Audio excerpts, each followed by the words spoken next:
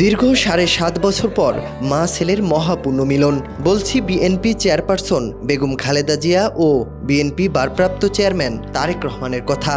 দীর্ঘ বছর ধরে লন্ডনে নির্বাসিত জীবন পার করছেন তারেক রহমান। অন্যদিকে গত স্বৈরাচার শেখ হাসিনার আমলে দীর্ঘদিন কারাবন্দী ছিলেন বেগম খালেদা জিয়া। এর মধ্যে গুরুতর অসুস্থ হলেও বিদেশে উচ্চ চিকিৎসার সুযোগ দেয়নি হাসিনা সরকার। গত আগস্টে হাসিনা সরকারের পতনের পর নতুন করে আলোচনায় আসে বেগম খালেদা জিয়ার বিদেশ যাত্রা। অবশেষে তিনি গতকাল রাতে লন্ডনের উদ্দেশ্যে যাত্রা করেন।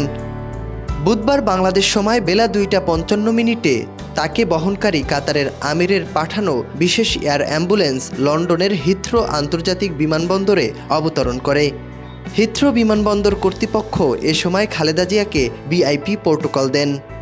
এ সময় বিমানবন্দরে তাকে স্বাগত জানিয়ে বরণ করে নেন দলের ভারপ্রাপ্ত চেয়ারম্যান তারেক রহমান ও তার স্ত্রী ডক্টর জোবাইদা রহমান সহ পরিবারের সদস্যরা। দীর্ঘ ৭.৫ বছর পর বাংলাদেশের সাবেক প্রধানমন্ত্রী বিএনপি চেয়ারপারসন বেগম খালেদা জিয়ার সঙ্গে তার বড় ছেলে ও বিএনপির ভারপ্রাপ্ত চেয়ারম্যান তারেক রহমানের সাক্ষাৎ হয়। এতে খালেদা জিয়া ও তারেক রহমান উভয়ই আবেগ আপ্লুত হয়ে পড়েন।